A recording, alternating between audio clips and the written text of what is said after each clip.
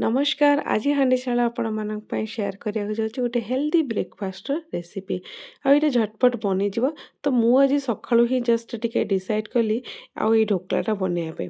तो सकाळ 5टा लोग उठिकी मु एठी मुगटा बतुरे दिछि 3-4 घंटा पे मुगटा बतुरे देलिनी।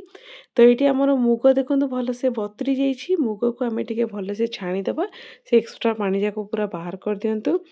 आ एठी देखंतु मुगरे मु पके देली गोटे कप सुजी गोटे कप मुग नहीं गोटे कप सुजी नेली हाफ कप आमर चूड़ा ये चूड़ा को टिके आपण धोईकी पकेदेवे आउ एथिरे गोटे कप पकेदेबा दही आउ एटा को भल भाबरे मिक्स करंतु। तापर एटा को ना टिके समय पई गोटे 10 मिनिट पर्यंत छाड़ दियंतु जेमति कि आमर चूड़ा आउ आमर सुजी फुली जिवो।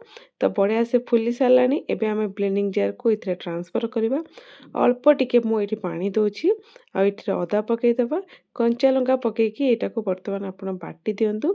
आउ एठी बाटी साला परे देखंतु आमर बैटर कंसिस्टेंसी बैटर टिके दाना दाना भी देखा जाउछि बढ़िया टेक्सचर रे वर्तमान बैटर रेडी हेछि। स्वाद अनुसार लूण पके देबे 2 स्पून पके देबा आमर तेल आउ एटा को आपण भल भाबरे टिके गुळेई दियंतु। एबे मु कोन करछि एथिरे पके देबी गोटे सैचेट इनो पकेले आमर बढ़िया से फुलिबा आमर ढोकलाटा।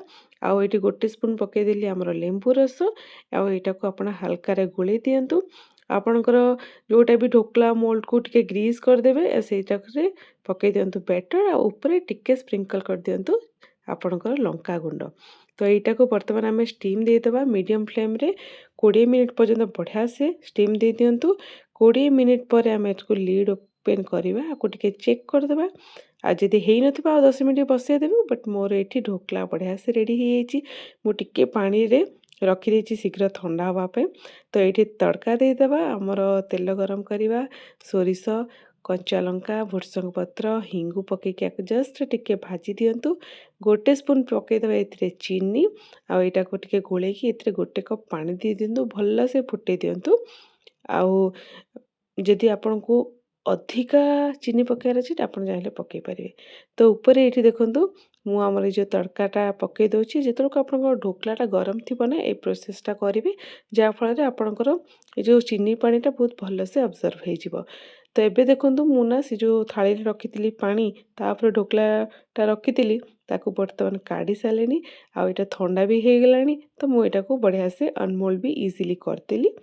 आउ एटा को वर्तमान काटी देबा आउ एटा काटिला को छुरी रे आपण टिके ऑयल ग्रीस करके एटा को काटिबे।